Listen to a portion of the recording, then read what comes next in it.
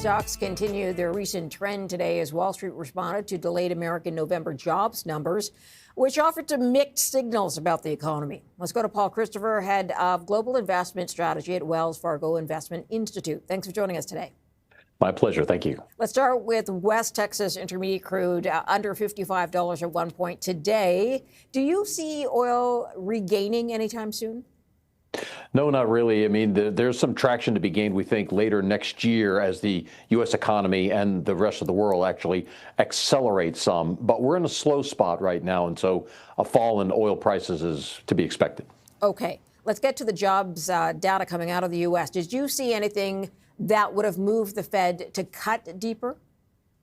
No, not deeper, but just confirming for them that they should be paying more attention, we think, to the labor market than to inflation, which is, albeit sticky, but not really going higher. Okay, explain from your perspective those numbers. We saw job losses in October, some gains, but not the same kind to offset in November.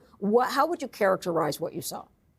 Yeah, so the bottom line here is that the jobs picture remains weak.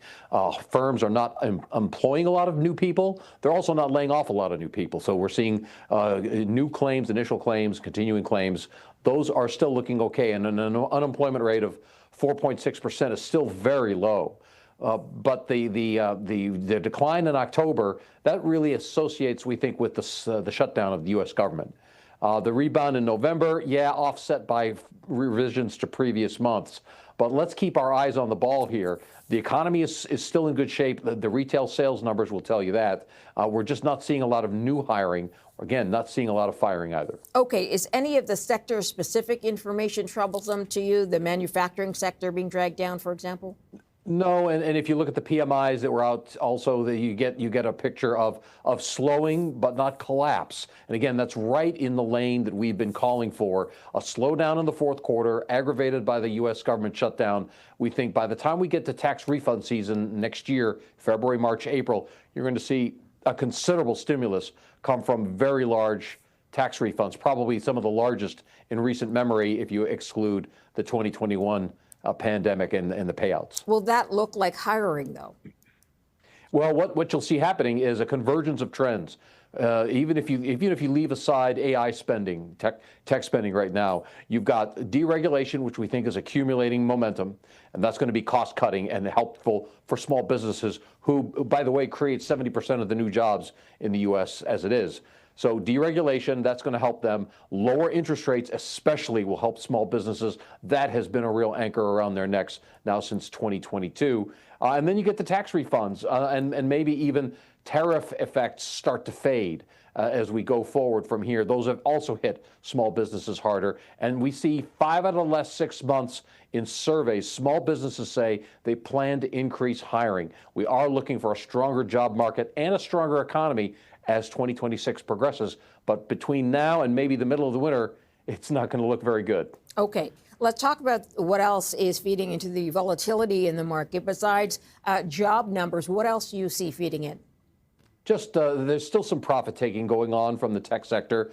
And we had those couple of disappointing news items last week from big tech companies. The investors are still digesting what this trend going forward means. And even if the tech spending has strong momentum going into 2026, and we believe it does, there's still longer term questions out there that will come up probably every earnings season about whether or not the adoption rates will justify on the back end the spending that we're seeing on the front end. So some really good caution on the part of markets, not really getting too carried away with themselves. And this pullback, we think, is going to create some interesting opportunities for buying going forward into 2026. We are looking for not just tech spending to drive markets. Here we're looking for a broadening of earnings growth, a broadening of participation, especially with low interest rates and earnings coming up. We think $300 a share on the S&P next year. That's 11% gain, and it's going to be broader than just tech. So this is a time for investors perhaps to be looking for opportunities, looking for values.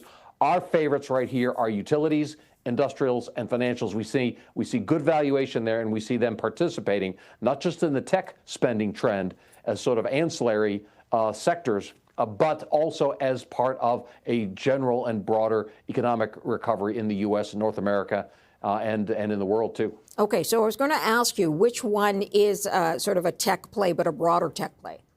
Yeah, exactly. Utilities and industrials. You think about utilities, a 12-month forward PE closer to 20, whereas information technology closer to 28 to 30.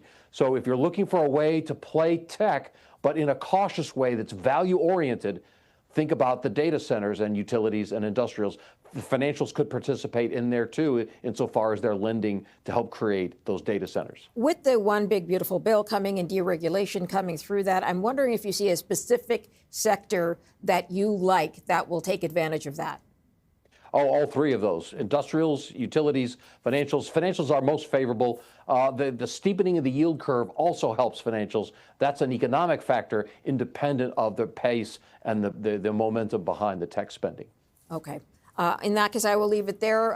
Paul, thank you for joining us. Appreciate your time. Thank Paul you very Christopher, much. Head of Global Investment Strategy, Wells Fargo Investment Institute.